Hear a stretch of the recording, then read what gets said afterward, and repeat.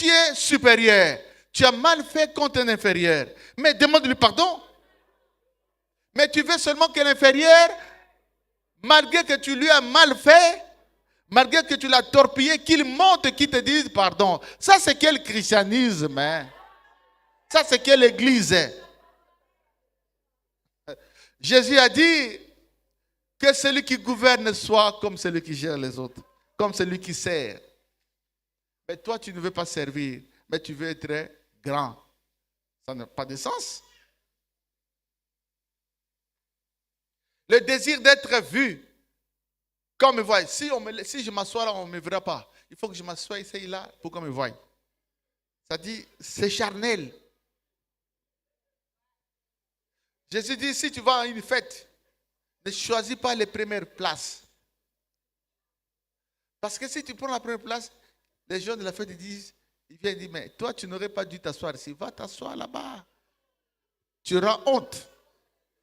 Mais si tu t'assois au fin fond, on te voit, on dit, tiens, monsieur, tu ne mérites pas d'être au fond. Viens à la lumière, viens devant. Et là, tu es glorifié. Mais toi, quand tu viens, j'ai eu un problème avec quelqu'un parce que je l'ai fait asseoir à un endroit où lui n'aime pas. J'ai dit, mais ça, c'est quel christianisme? Où est l'humilité? Où est la douceur? Où est le fruit de l'esprit? Où est le caractère de Jésus? Qui sommes-nous réellement? Ce n'est pas des sorciers déguisés en pasteurs? Parfois, c'est, oui, les pasteurs bébés. Les apôtres bébés. Les prophètes bébés. Qui sommes-nous réellement? Des occultistes revêtus en robe de pasteur? Qui sommes-nous? Des magiciens revêtus en robe de prophète? Mais pourquoi nous n'avons pas un bon fruit? Pourquoi nous n'avons pas d'humilité? Pourquoi nous n'avons pas d'amour?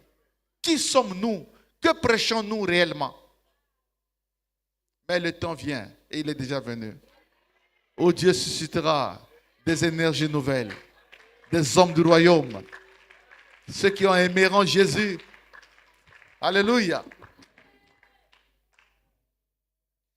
Il faut un haut niveau d'obéissance. Il faut un haut niveau d'obéissance. Vous savez que s'il n'y avait pas un haut niveau d'obéissance, Jésus n'aurait pas donné sa vie sur la croix. Parce qu'il était l'égal du Père. Jésus est l'égal de Dieu le Père.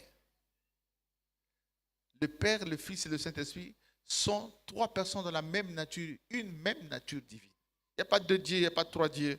Il y a une seule nature divine dans laquelle le Père est Dieu, le Fils est Dieu et le Saint-Esprit est Dieu. Mais lui, il est allé à la croix. Le Père l'a envoyé.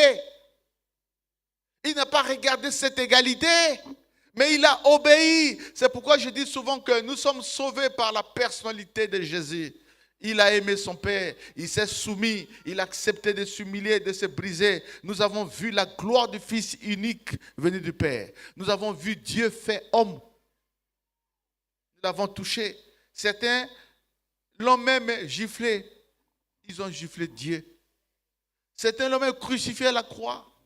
Mais il a accepté cela. Mais ça ne s'est pas arrêté là.